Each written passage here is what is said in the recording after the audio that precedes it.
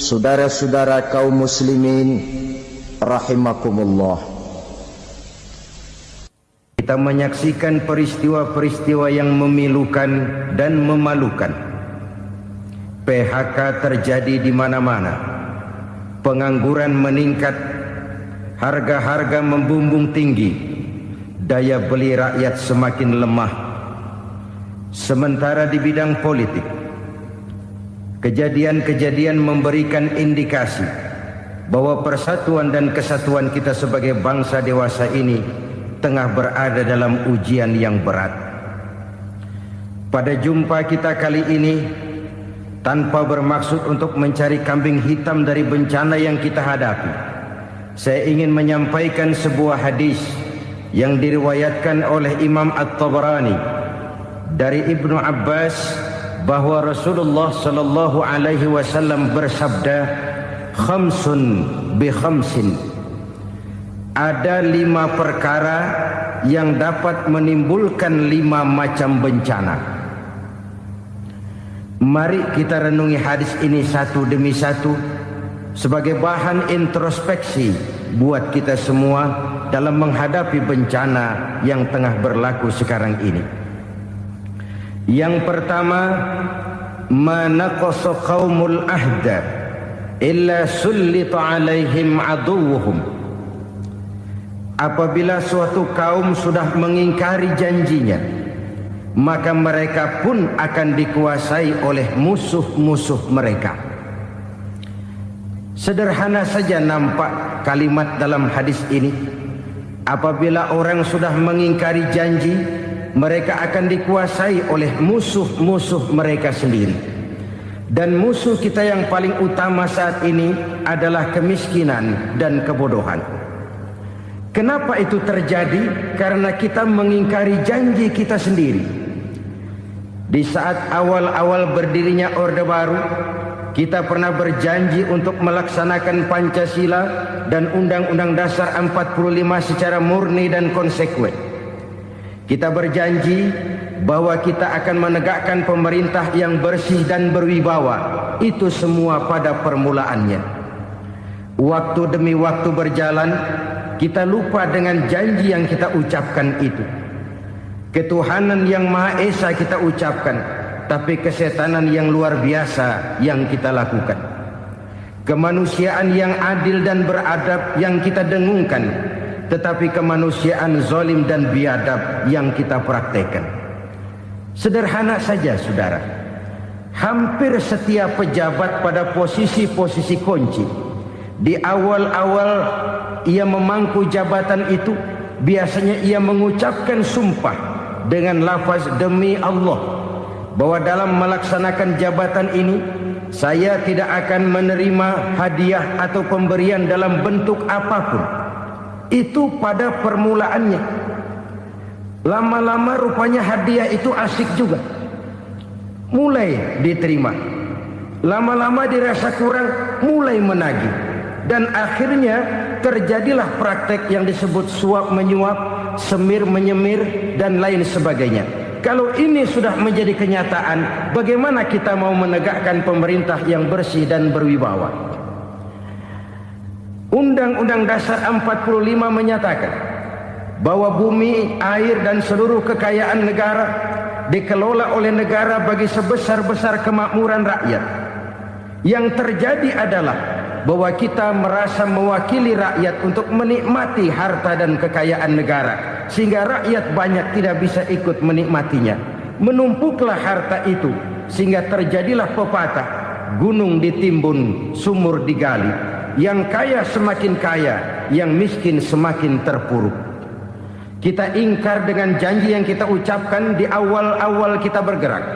Kita ingkar dengan janji pada saat kita mengatakannya dengan menyebut nama Allah, dengan mempertaruhkan nama Tuhan. Sehingga pada akhirnya jabatan pun mengalami tender. Sudah menjadi rahasia umum. Orang mau jadi lurah mesti mengeluarkan uang. Mau jadi camat mesti mengeluarkan uang.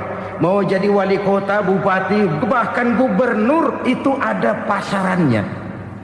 Secara logika, Kalau orang memperoleh satu jabatan karena banyak mengeluarkan uang, tentu pada saat ia mengeluarkan uang, ia sudah punya pemikiran, modal pasti pulang, modal pasti kembali. Kalau orang memperoleh suatu jabatan karena banyak mengeluarkan uang, maka langkah pertama yang dia lakukan setelah memangku jabatan itu ialah bagaimana uang bisa kembali, bagaimana modal bisa pulang.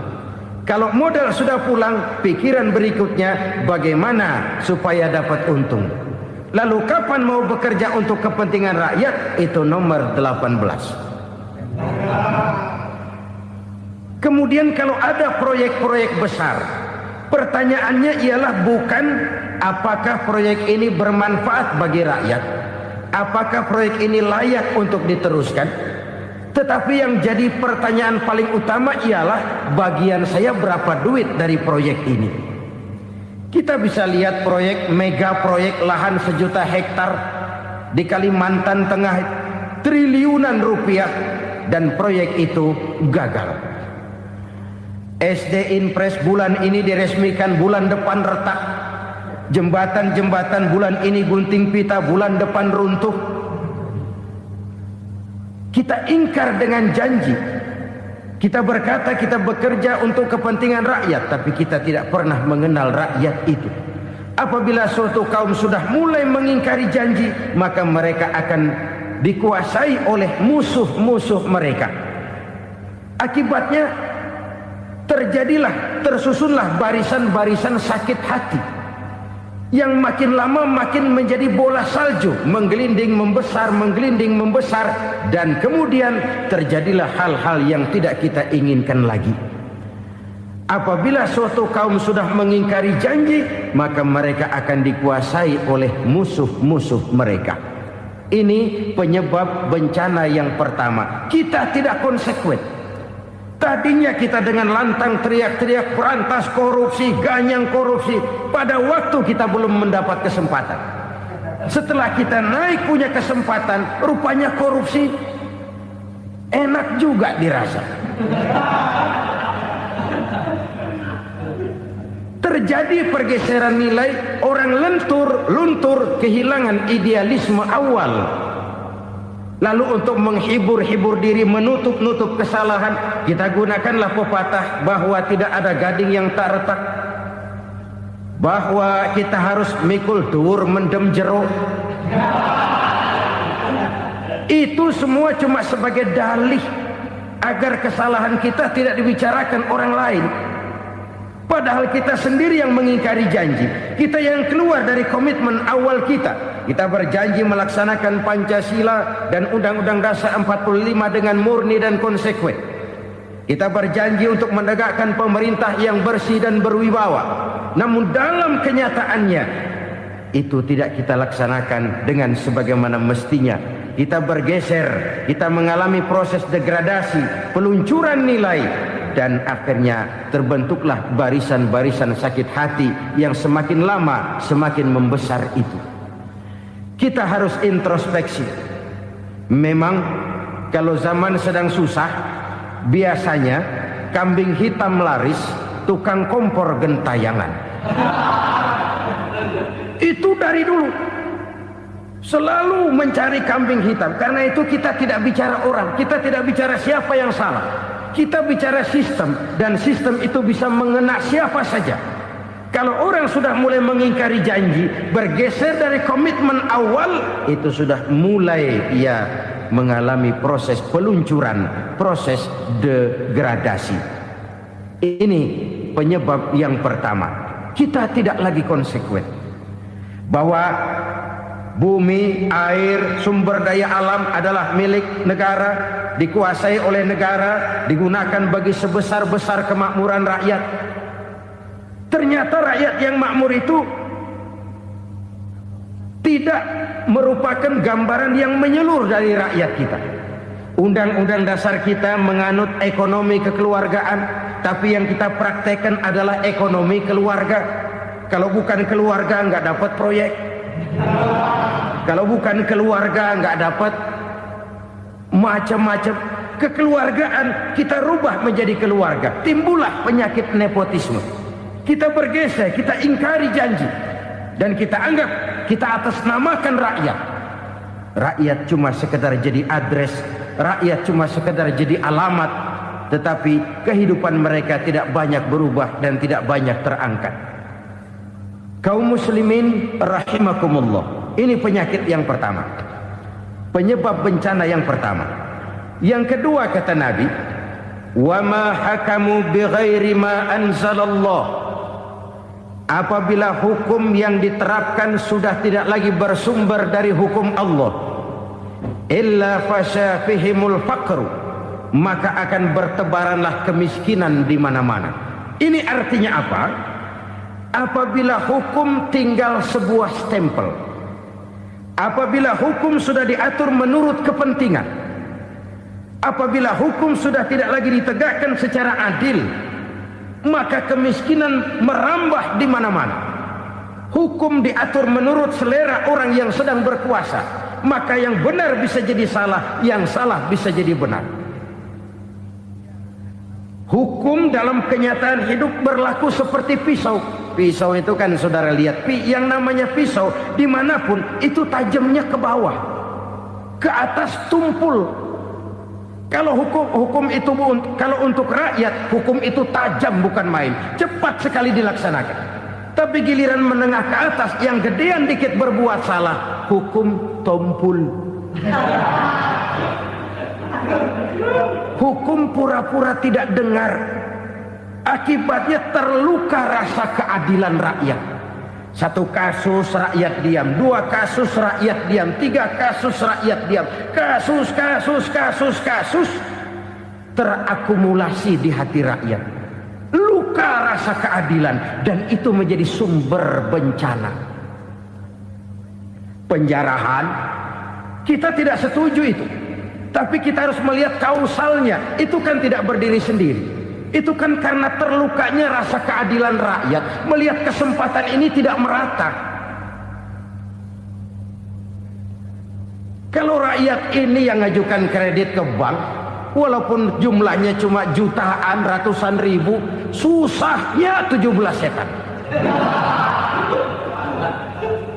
Tapi ada orang-orang tertentu yang agunannya palsu, jaminannya palsu, bawa kata belece, bukan cuma miliaran, triliunan kredit bisa keluar. Terluka rasa keadilan, hilangnya kesempatan. Rakyat cuma dapat kesempitan, jarang dapat kesempatan. Dari lukanya rasa keadilan ini, memang ya entah lipstik, entah basa-basi, dibentuklah tim ini, dibentuklah badan pengawas ini, dibentuklah tim ini. Kalau membentur tahu, hancur tahu. Tapi kalau tim yang dibentuk membentur karang, bukan karangnya yang hancur biasanya, timnya yang bubar. Kenapa? Yang dibentur batu karang yang sangat keras. Kita main-main dengan hukum, kita tidak konsekuen dengan hukum, luka rasa keadilan, dan itu terakumulasi. Edi Tamsil, rakyat tahu, terakumulasi, menguap begitu saja. Kasus-kasus lain rakyat tahu, menguap begitu saja. Ketidakadilan terakumulasi, mengendap di hati rakyat, menunggu ledakan. Pada saat sumbu meledak, rakyat tidak bisa dibendung lagi. Oke, kita tidak setuju dengan penjarahan, tapi jangan melihat itu sebagai peristiwa yang berdiri sendiri. Kenapa itu terjadi? Kausalnya kenapa? Oke, kita tidak setuju memang, tapi yang dijarah oleh rakyat kan memang cuma untuk perut.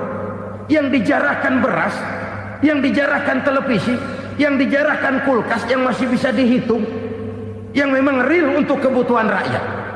Penjara berdasi kepala botak yang menguras uang rakyat habis-habisan, enak saja melenggang dalam kehidupan ini. Makin terluka rasa keadilan rakyat. Apabila hukum yang diterapkan sudah menyimpang dari keadilan yang diajarkan Allah, fasyafihimul fakru, bertebaranlah kemiskinan. Aneh, memalukan, memilukan. Sebuah negara agraris yang katanya pulaunya hijau royo-royo, gemari palau jenawi toto tentem kertora harjo, yang tahun 93 pernah mendapat penghargaan dari FAO, Badan Pangan Sedunia, sebagai negara yang berhasil dalam swasembada pangan. Sekarang ini kita terpaksa betul beli beras dari Vietnam, beli beras ke Kamboja, beli kedelai dari Kamboja. Kenapa? Lahan sawah kita habis ditanami pabrik. Teknologi kita, teknologi loncatan yang non-applied, tidak terpakai oleh kita. Lantas lahan yang tidak bisa kita tanami, kita paksakan lahan-lahan gambut menjadi tanah pertanian yang subur dengan biaya triliunan, dan kita gagal. Kita cari jarum dan kapak hilang. Kita mau jadi negara industri dengan loncatan teknologi yang maju, kita lupakan pola pijak kita sebagai negara agraris, dan akhirnya kita kecolongan. Lihatlah dewasa ini, rakyat kita antri sembako di mana-mana. Di sebuah negara agraris, ketidakadilan melahirkan kemiskinan, kemiskinan moral dan kemiskinan material. Kemiskinan moral, rakyat nggak percaya lagi sama pejabat. Rakyat mengalami krisis figur. Orang, alah lu ngomong dah sama ember.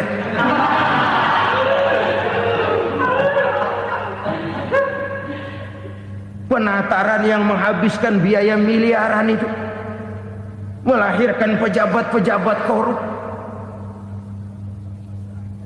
Pengawasan yang menghabiskan biaya miliaran itu ternyata impoten, mandul. Kemiskinan moral. Jujur saya berkata, saudara-saudara, setelah pintu reformasi dibuka, itu yang masuk memang macam-macam. Ada yang memang punya tujuan murni, konsekuen dan punya konsep. Ada yang nunggu di tikungan, begitu mobil lewat nyamber pintu, berangkat ikut reformasi. Ada yang memanfaatkan momentum, mumpung, untuk nyampein unek-unek, ngerti nggak, pokoknya ngomong. Sehingga keadaan semakin rancu, kebingungan semakin menjadi-jadi, masalah yang paling urgen tidak terselesaikan. Sekarang ini orang berpikir mendingan jadi pala ular daripada jadi buntut macan. Buntut macan memang hebat macan, tapi kalau buntutnya cuma ugel-ugel di belakang buat apa? Mendingan jadi pala ular, kecil juga nyaplok. Artinya ya biar kecil juga kalau punya partai kan gagah. Lalu rame-rame bikin partai kayak bikin arisan. Orang makin mengalami dislokasi. Semua mau jadi pahlawan, semua mau nomor satu, semua ngomong. Iya kalau bidangnya, kalau bukan makin rancu. Marilah lewat kesempatan ini saya mengajak kita untuk tahu diri. Biarkan politisi ngomong politik, biarkan ekonom menata ekonomi, biarkan praktisi bicara soal hukum, biarkan rakyat munajat, istighfar, mohon pertolongan Allah. Tahu diri kita. Kalau memang ayam, kukuruyuk aja dah. Kalau memang kucing, ayo ngeong. Kalau kambing, silahkan ngembe. Udah tahu ayam, ngeong bunyinya.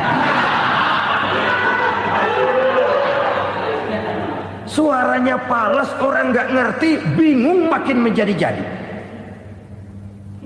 Ibarat kesebelasan sepak bola bangsa kita sekarang ini, rame-rame mau bikin gol, kiper ikut nyerang sekarang. Memilukan dan bahkan memalukan. Wa ma hakamu bighairi ma anzalallah illa fasha fihimul fakru. Kalau hukum yang diterapkan sudah menyimpang dari keadilan yang diajarkan Allah, bertebaranlah kemiskinan di mana-mana. Coba sekarang ini, yang punya duit bingung, apalagi yang kagak punya duit. Yang pengusaha gede ngeluh, apalagi yang pengusaha pas-pasan. Yang kagak punya beras, yang punya beras saja masih bingung, apalagi yang nggak punya beras. Ini sudah demikian merata.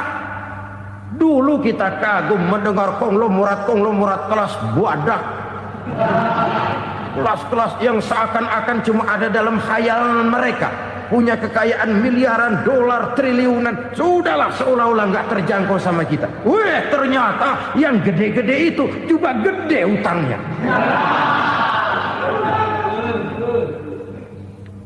Dan rontok satu demi satu. Ternyata rakyat selama ini cuma dialamatkan, cuma dijadikan address. Rakyat yang tidak banyak ngerti persoalan ini harus menanggung hidup ini begini berat, harus menanggung beban hidup ini begini tinggi. Daya beli semakin lemah, semakin terpuruk dan terpuruk, sedang keadaan belum juga banyak berubah. Yang hutang sama luar negeri itu kan bukan rakyat kecil, Ciano. Yang banyak nyimpen dolar juga kan Ciano. Rakyat kecil bocah kampung mah jangankan nyimpen dolar, ngelihat juga tumben. Kemana kita mesti bercermin? Sekali lagi saya mengatakan maaf, kita tidak bermaksud mencari kambing hitam. Karena itu kita tidak bicara orang, kita bicara sistem, kita bicara keadaan. Beginilah yang dikatakan Nabi, penyebab timbulnya bencana, hukum yang ditegakkan tidak lagi berorientasi kepada keadilan, tapi berorientasi kepada kepentingan. Akhirnya bentuk hukum seperti pisau, tajam ke bawah, tumpul ke atas. Hukum cuma buat rakyat kecil, tetapi kelompok menengah ke atas kadang-kadang kebal dari perlakuan hukum. Maka bertebaranlah kemiskinan. Iya, kemiskinan moral berupa lukanya rasa keadilan. Kalau rasa keadilan terluka, orang kan nunggu kesempatan, saudara. Iya, dia nggak bisa ngomong. Iya, dia nggak sanggup action. Iya, dia nggak bisa tunjuk rasa, tapi hatinya kan kapan ada kesempatan, kapan ada waktu, tunggu. Hatinya mesti begitu. Sehingga begitu ada kesempatan, terjadilah hal-hal yang tidak terhindarkan. Dan itu ekses, bukan reformasi. Jangan seperti sebuah dialog saya dengan seorang abang beca. Saya bertanya, bang, ya, abang tahu nggak reformasi? Tahu, Ustaz. Apa? Pembakaran. Terus penjarahan, lalu perkosaan. Itu reformasi. Itu yang saya lihat. Nah, itu yang dia lihat. Saya tentu tidak menyalahkan abang beca kita, karena memang itu yang dia lihat dan sejauh itu wawasannya. Tapi ini indikasi bahwa banyak rakyat kita yang belum bisa menggunakan kebebasan secara bertanggung jawab. Padahal kebebasan tanpa tanggung jawab tirani. Sebuah contoh gampang-gampangan. Saya beli radio, saya setel di kamar saya, lalu saya bilang, ini radio gue. Yang beli gue, pakai duit gue setel di kamar gue, sekeras-kerasnya, gak ada urusan sama orang lain. Itu kata saya. Tetapi tetangga saya sebelah rumah kan boleh juga ngomong begitu. Kata tetangga saya, ini mata gue, yang ngantuk gue tidur di kamar gue. Kenapa suara radio lu nyampe kemari?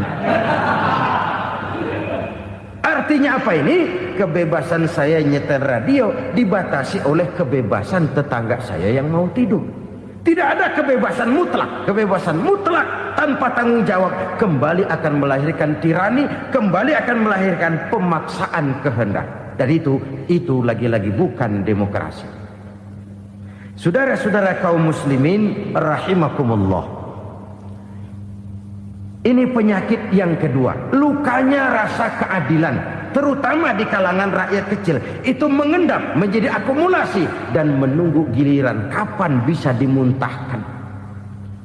Dengan kata lain, rakyatnya udah banyak banget makan yang perutnya jadi enak, nyelam. Kapan nunggu muntahnya? Udah begini banyak akumulasi yang mereka pendam di perut ini, sehingga ketika terjadi kesempatan itu sudah tidak terkendalikan lagi, kita out of control. Saya tidak mentolerir sikap-sikap kekerasan, bahkan saya lebih cenderung bahwa kalau di rumah kita banyak tikusnya, tikusnya saja racuni, jangan rumah dibakar. Bahwa ada korupsi, iya, ada kolusi, memang ada nepotisme, tentu. Tetapi tikusnya saja racuni, jangan rumah dibakar. Masa mau ngusir tikus bakar rumah? Tikusnya lari, tikusnya selamat, rumahnya ewes-ewes.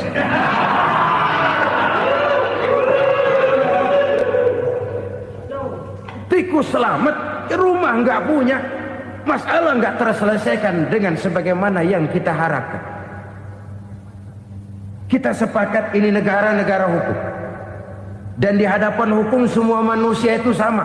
Itu prinsip yang diajarkan Allah. Al-musawat bainan nas fi takalifil ahkam. Semua manusia sama dalam berhadapan dengan hukum Allah Subhanahu wa taala. Kalau hukum sudah pandang bulu, itu jelas yang enak yang banyak bulunya. Siapa yang banyak bulunya? Monyet. Kalau hukum pandang bulu, monyet keenakan. Saudara-saudara kaum muslimin rahimakumullah, introspeksi. Mari kita bercermin bagaimana perjalanan hukum selama ini. Kalau introspeksi ini kita temukan, lalu ada upaya untuk memperbaiki diri. Jangan menggunakan tak ada gading yang tak retak, mikul duwur mendem jero untuk menutup-nutupi kesalahan orang. Padahal kesalahan itu sedemikian besar. Padahal rakyat kita tiap hari antri sembako. Ada yang sehari sekali makan, ada yang makan sudah bercampur tiwul, ada yang nasi sudah dicampur pisang, balik jadi orok lagi. Macam-macam upaya rakyat untuk menangsal perut ini. Lalu rakyat ditenang-tenangkan, lebih baik puasa Senin Kemis sambil menghadapi krisis ekonomi. Kenapa rakyat yang disuruh puasa? Kenapa bukan pejabatnya yang puasa lebih dulu untuk kemakmuran rakyat? Kalau rakyat yang memang perutnya udah gepeng disuruh puasa, makin krempeng perutnya. Artinya pejabat harus punya sense of politics.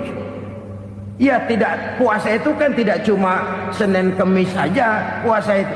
Puasa perasaan, puasa menghargai perasaan yang sedang kondisi yang sedang dihadapi oleh rakyat. Bagaimana rakyat yang tengah antri sembako melihat pejabatnya lewat dengan mobil yang harganya sampai 1 miliar. Oh, inilah pemimpin saya. Luka lagi rasa keadilannya. Kita tidak tenggang rasa. Puasa dalam artian itu pun akan menolong menegakkan semangat kebersamaan, membentuk semangat kebersamaan.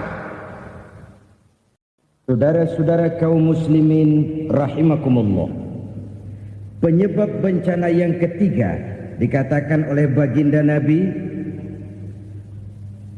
wala dhaharat fihimul fahishatu illa fasha fihimul maut. Apabila kekejian telah merajalela, maka maut bertebaran di mana-mana. Kita renungi butir kalimat dalam hadis ini. Apabila kekejian telah merajalela, maut bertebaran di mana-mana. Begitu murah arti sebuah kehidupan. Penjarahan untuk hal-hal yang kecil tapi sampai mengorbankan nyawa. Apabila kekejian sudah terjadi di mana-mana, maut pun bertebaran. Maut dalam arti berpisah ruh dengan jasad, tapi juga maut dalam arti orang bisa mati karirnya, orang bisa mati usahanya, orang bisa mati kesempatannya karena perbuatan-perbuatan keji yang selama ini tidak terbendung. Lahirlah teori mafia. Siapa yang kuat dia yang berkuasa, siapa yang lemah dia menjadi mangsa. Proyek-proyek besar yang menang tender itu ya dari itu ke itu saja. Yang pengusaha-pengusaha tidak punya koneksi, tidak bisa bayar komisi, dapat proyek tetelan. Ada dagingnya, dikit namanya juga tetelan. Dagingnya sudah habis disantap oleh meja. Sekian puluh meja dilalui, sekian puluh amplop dikeluarkan. Sehingga yang akhirnya ya tinggal tetelan itu tadi. Maka kualitas pekerjaan pun sudah bukan lagi jadi masalah. Demikianlah mafia-mafia ini bermunculan di mana-mana. Di pengadilan terkenal mafia pengadilan. Hukum bisa dibeli, hukum bisa dipesan menurut kebutuhan sponsor. Mafia peradilan, mafia politik, mafia ekonomi, bahkan mafia agama yang menggunakan agama sebagai kedok, menggunakan agama sebagai dalih, menggunakan agama sebagai topeng untuk melancarkan maksud-maksud politiknya pun tidak tertutup kemungkinan. Apabila kekejian telah merajalela, maut bertebaran di mana-mana. Korupsi, kolusi, nepotisme itu bagian dari kekejian.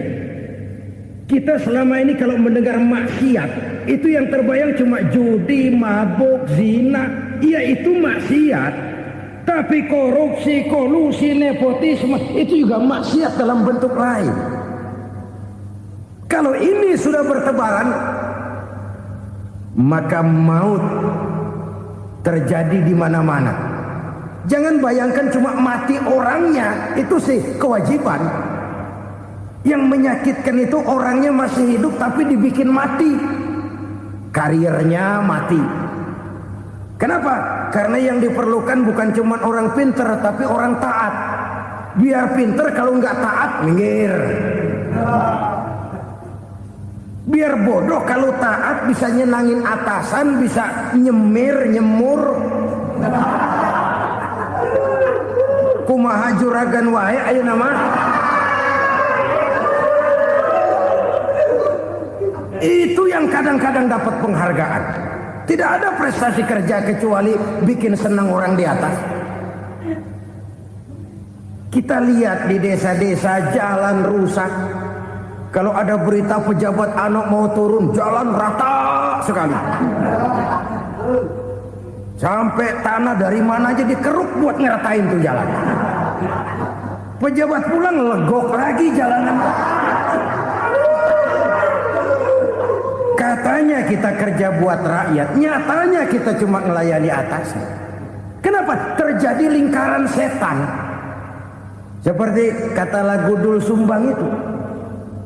Mahasiswa takut sama dosen, dosen takut sama dekan, dekan takut sama rektor, rektor takut sama menteri, menteri takut sama presiden, presiden takut sama mahasiswa. Muter balik lagi. Lingkaran setan. Lingkaran setan. Saudara-saudara kaum muslimin rahimakumullah. Kekejian yang merajalela, praktek-praktek mafia yang tertuang dalam kehidupan sehari-hari menyebabkan orang mati karirnya, jasad masih hidup, karir mati, itu menyakitkan. Mati bisnisnya. Rakyat kecil pernah senang ketika cengkeh booming, harganya bagus, rakyat banyak yang pergi haji. Lalu mau ditata, lahir tata niaga cengkeh, malah amburadul. Harga cengkeh jatuh, petani cengkeh kecil menjerit. Siapa yang untung? Segelintir orang. Masihkah kita pakai atas nama rakyat untuk kepentingan nasional? Padahal yang nyanyi cuma segelintir orang. Masihkah kita mau bohongi rakyat ini dengan mobil nasional tapi bikinan Korea? Masihkah kita mau bermain verbalisme, bermain kata? Ini sebuah masa lalu yang tidak perlu terulang lagi untuk masa-masa yang akan datang. Kekejian merajalela, orang mati karir. Bisa mati usaha, mati bisnis. Usahanya maju, dirangkul, hancur. Usahanya maju, dipukul, hancur, tenggelam. Bahkan yang memilukan dan memalukan badan-badan usaha milik negara itu dikebiri sedemikian rupa sehingga tidak menghasilkan hal-hal yang bermanfaat buat negara. Saudara-saudara kaum muslimin rahimakumullah, kalau nafsu yang sudah mengatur itu semua, maka kekejian pun merajalela. Orang sudah pakai teori mafia, yang kuat dia yang menang, yang kuat dia yang berkuasa, yang lemah silakan minggir di sudut-sudut kehidupan. Kalau kekejian seperti ini merajalela, maut bertebaran di mana-mana. Banyak orang mati karirnya, banyak orang mati usahanya, banyak orang mati imajinasinya. Sekarang ini dalam dunia seni, yang banyak karyawan seni, bukan seniman. Seniman itu kan dilahirkan. Lain seniman, lain karyawan seni. Sekarang yang banyak karyawan seni, bukan seniman. Mati karier, mati imajinasi, mati improvisasi. Sehingga kehidupan persis sinetron. Sinetron itu yang kita lihat rumah mewah, yang kita lihat rumah bagus. Gak pernah kita lihat di sinetron kita ini rakyat antri sembako. Kita dijejali hal-hal yang indah, yang wah, yang membuat kita tenggelam dalam gaya hidup instan, tenggelam dalam gaya hidup wah. Kita lupa dengan realitas keseharian di tengah-tengah masyarakat kita. Lahirlah kelompok-kelompok selebritis, dibesarkan oleh berbagai media. Selebritis pilek aja masuk koran, pilek.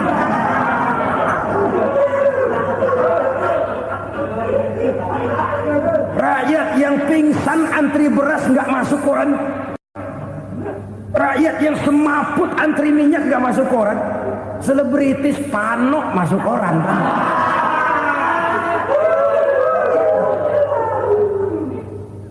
Kita besarkan hal-hal kecil, kita kecilkan hal-hal besar. Karena apa? Kita mengejar oplah. Kita profit oriented, tidak lagi berorientasi kepada realitas hidup yang kita hadapi ini. Kalau kekejian sudah merajalela, kata Nabi, maka maut bertebaran di mana-mana. Maut dalam artian maut, coba lihat sekarang begitu murah nyawa. Karena 1000 perak orang mau nusuk bunuh. Karena beras seliter orang khilaf, begitu murah kehidupan. Tapi kekejian dalam bentuk korupsi, kolusi, nepotisme, kekejian dalam bentuk itu mematikan karier, mematikan bisnis, mematikan imajinasi, mematikan kreativitas. Itu juga maut dalam bentuk lain akibat kekejaman lain. Ini penyebab yang ketiga. Yang keempat, penyebab bencana menurut baginda Rasul,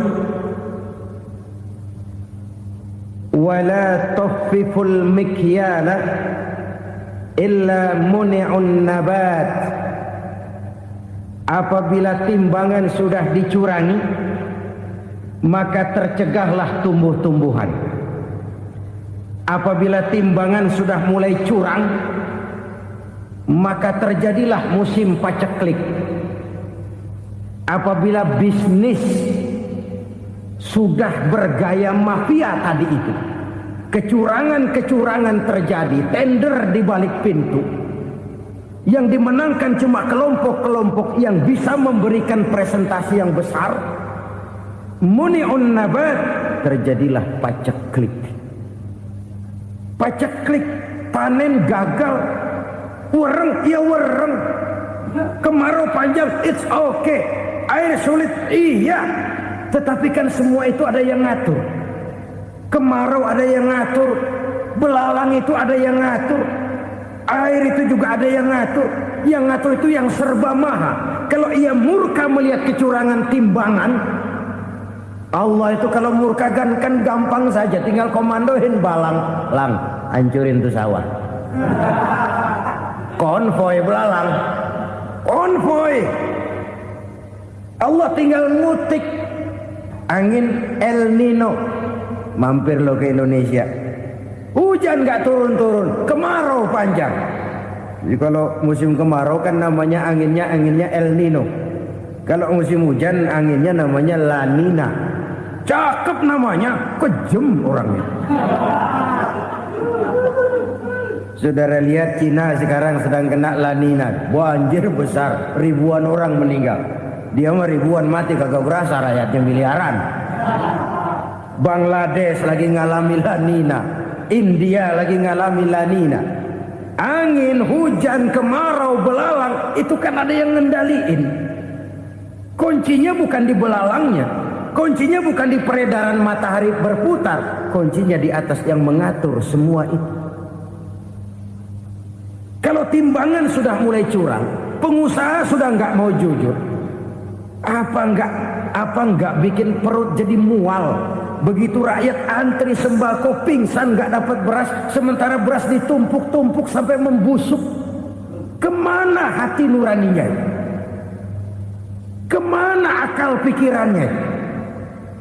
Kemana mereka yang berbuat atas nama rakyat tapi melihat rakyat susah tidak tergerak hatinya? Apabila timbangan sudah mulai dicurangi, bisnis sudah mulai melenceng, maka terjadilah paceklik. Sebuah negara yang berhasil dalam swasembada pangan, lalu sekarang menjadi negara yang rakyatnya antri untuk memperoleh kebutuhan pangan. Saudara-saudara kaum muslimin rahimakumullah, ini intinya adalah kecurangan.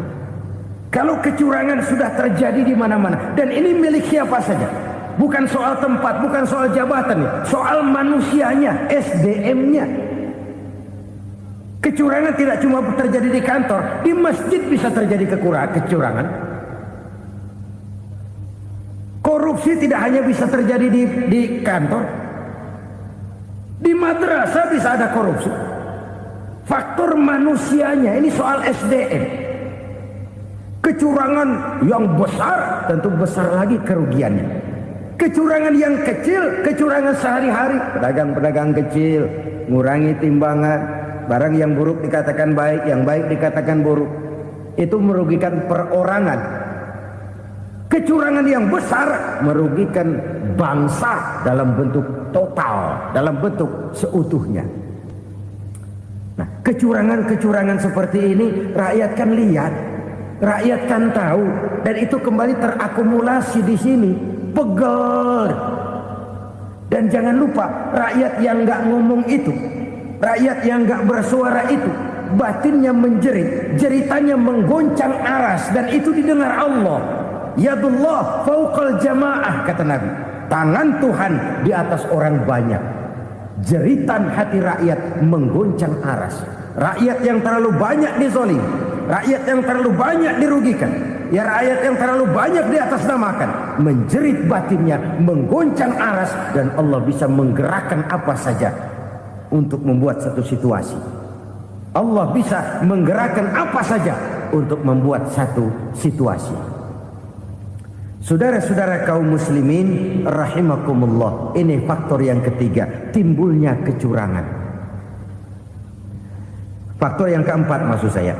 Yang kelima, penyebab timbulnya bencana menurut baginda Nabi, wala muni'uz zakat wala muni'uz zakat illa hubbisa anhumul qatr.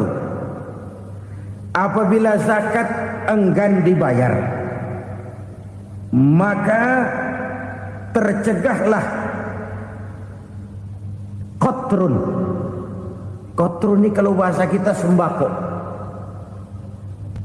Maka tercegahlah kebutuhan-kebutuhan yang kita perlukan. Ini, kita tidak meragukan bahwa yang kita tuju adalah masyarakat yang adil dalam kemakmuran dan makmur dalam keadilan. Nah, antara kemakmuran dan keadilan ini memang sering tidak bisa berjalan seiring. Pada saat kemakmuran kita kejar, ekonomi kita pacu, ada nilai-nilai keadilan yang tertinggal. pada saat nilai keadilan kita tegakkan benar-benar, ada unsur-unsur kemakmuran yang terabaikan. Oke, kita bisa mengatakan kasus. Oke, kita bisa mengatakan itu sebagian kecil. Tapi kalau sebagian kecil, lama-lama kan jadi sebagian besar. Oke, kita mengejar kemakmuran. Pertanyaannya, kemakmuran untuk siapa? Oke, kita berikan kelompok tertentu kue yang besar dengan harapan nanti dia bagiin kuenya kepada yang kecil-kecil. Tapi kenyataan, mereka yang dapat kue besar akhirnya malah lupa diri dan lupa daratan. Mau makin besar, malah memeras yang kecil-kecil ini. Sekarang kan yang kecil modali yang besar. Ramai-ramai buka bank, ternyata kamuflase. Uang banknya untuk kredit perusahaannya sendiri. Nasabahnya rakyat kecil. Artinya apa? Rakyat kecil disuruh modalin orang yang udah gede. Ini kan sumber geledek urusan.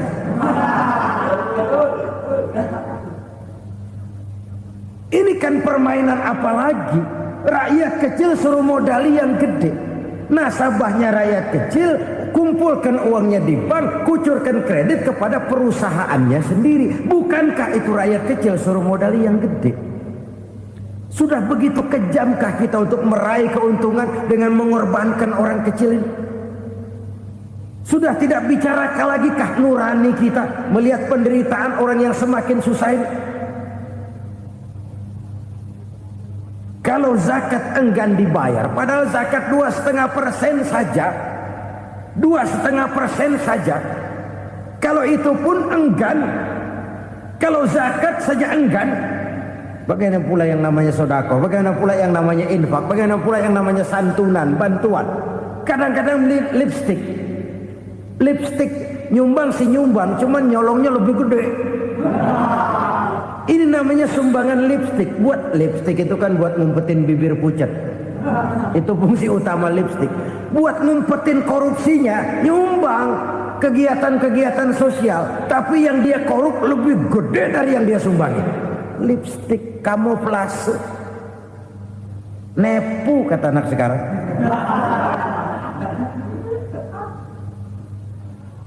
Saudara-saudara kaum muslimin rahimakumullah. Demikian berat kewajiban zakat ini sampai di zaman Sayyidina Abu Bakar pernah keluar komando perangi orang yang enggan membayar zakat. Perangi. Karena fungsi zakat adalah menjembatani antara si kaya dengan si miskin. Bahwa ada kemiskinan itu Qur'ani. Allah menyatakan, aku melebihkan rezeki sebagian kamu dari yang lain. Ini kan kesenjangan. Allah melebihkan rezeki sebagian kamu dari yang lain. Ada itu. Tetapi itu berjalan secara nature. Nah, kalau direkayasa, yang kaya semakin kaya, yang miskin semakin terpuruk, yang sudah besar dapat proyek besar, yang kecil dapat tetelan. Ini kan rekayasa namanya. Kesenjangan yang direkayasa ini yang kita harus kikis. Nah, fungsi zakat menjembatani dari sisi sosial. Dari sisi pribadi, Nabi berpesan, zakku amwalakum biz zakat.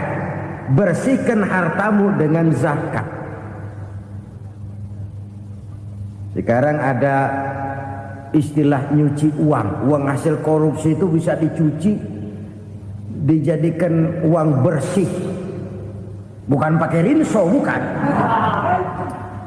Pakai politiknya koruptor, diolah sedemikian rupa sehingga jadi uang resmi. Sudah memutik, itu termasuk yang disebut kejahatan kerah putih, white collar crime.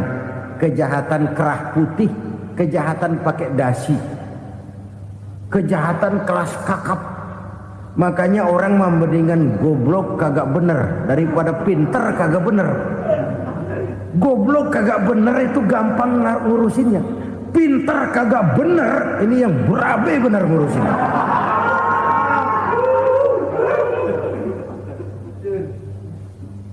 Kita bukan cuma perlu orang pinter kok di zaman sekarang. Kita perlu orang-orang bener yang punya komitmen, yang sesuai kata dan perbuatan, yang bisa merasakan apa yang dirasakan oleh rakyat, yang punya sense of politik yang tinggi, yang peka, yang penuh keterbukaan, yang punya wawasan dan pandangan jauh ke depan. Dari sisi pribadi, zakat itu membersihkan harta kita. Ya, dia tercampur dengan yang subuhat, dia bahkan mungkin tercampur dengan sedikit-sedikit yang haram. Itu zakku amwalakum bizzakat. Bersihkan hartamu dengan zakat itu. Pada sisi sosial ia menjembatani, pada sisi pribadi ia membersihkan harta kita. Karena itu kalau kita minta berdoa minta rezeki, syarat rezeki itu halalan thayyiban wasi'an. Nggak pernah kurang dari 3 itu. Halal, bagus, banyak. Halal, bagus, tapi sedikit, susah ngaturnya. Halal, banyak, tapi kurang bagus. Buat apaan? Bagus, banyak, tapi haram. Enggak ada artinya. Sebab kata Imamul Ghazali, kalau kau terlalu suka memakan makanan yang haram, dikunyah masuk ke dalam perut besar, digiling oleh perut besar, menghasilkan energi, menggerakkan sel-sel pembuluh saraf, kau juga akan cenderung berpikir yang haram. Kalau sudah cenderung berpikir yang haram, perbuatan pun akan mengarah kepada perbuatan-perbuatan yang haram.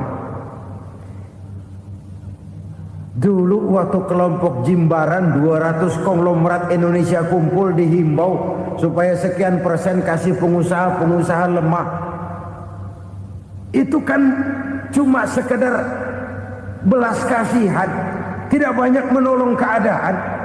Dan bukan itu yang diperlukan pengusaha-pengusaha kecil. Yang diperlukan adalah berikan kami kesempatan seperti mereka dapat kesempatan. Berikan kami peluang seperti mereka juga dikasih peluang. Kalau cuma dikasih 100 juta, 200 juta hari ini, usaha kami nggak ada prospeknya, peluang kagak ada, kan sama juga bohong. Diceburin ke kali, disuruh berenang, tangan diikat, mendingan mampusin ketahuan. Ayo berenang, berlomba, tangan diikat, kaki diikat. Sama saja nyuruh mati. Jadi jangan kasih ikannya, kasih kailnya. Yang diperlukan pengusaha kecil menengah ke bawah itu bukan cuma sekedar belas kasih dari konglomerat besar. Berikan kami peluang seperti mereka juga dapat peluang. Berikan kami kesempatan seperti mereka dapat kesempatan. Berikan kami kredit dengan kemudahan seperti mereka juga kalau minta kredit begitu mudahnya. Menciptakan peluang dan kesempatan, pemerataan. Bukan menciptakan manusia Indonesia dengan standar ekonomi yang sama. Semua rumahnya harus sama, semua punya mobil. Itu sih kebersamaan bebek. Bebek, coba lihat bebek. Satu ngalor semua. Satu ngidul semua. Kebersamaan bukan itu. Kebersamaan adalah menciptakan peluang. Kalau yang kaya bisa semakin kaya, kenapa yang miskin tidak bisa ikut naik jadi sedikit kaya? Kalau pengusaha yang sudah kuat bisa bertambah menjadi kuat dengan proyek mega proyek, kenapa yang menengah tidak bisa ikut menjadi kuat? Dan kenapa kekejian itu merajalela? Kita dengar lewat berita-berita PLN tekor, PLN hutang. Kenapa? Dia beli listrik dari swasta yang belinya lebih mahal daripada penjualannya. Artinya dia beli itu listrik dari perusahaan listrik swasta, dia jual kepada rakyat lagi. Harga jualnya lebih murah daripada dia beli kepada swasta. Kenapa? Ada tekanan lagi tuh. Biasa siklus lagi. Hukum Boyle. Atas neken, paling bawah gepeng. Ya kita nih rakyat kecil, emang nasibnya gepeng terus. Saudara-saudara kaum muslimin rahimakumullah, dari 5 penyebab bencana ini kita ambil kesimpulan untuk sebuah renungan dan introspeksi kita bersama. Pertama, mengingkari janji. Padahal janji itu yang lebih tinggi nilainya adalah di hadapan Allah Subhanahu wa taala. Baik wakil-wakil rakyat di parlemen maupun pemimpin-pemimpin rakyat di dalam kabinet, apabila memangku suatu jabatan, selalu mereka mengawali dengan sumpah, dan sumpah itu dimulai dengan demi Allah. Sadarkah kita pada saat itu kita ucapkan bahwa kita sudah mempertaruhkan Allah untuk jabatan yang kita pegang? Kita sudah mempertaruhkan nama Allah untuk posisi yang dipercayakan kepada kita. Sadarkah kita bahwa menyia-nyiakan itu satu dosa yang sangat besar, yang tidak hanya kepada Allah tetapi juga kepada rakyat yang kita wakili, kepada rakyat yang kita pimpin.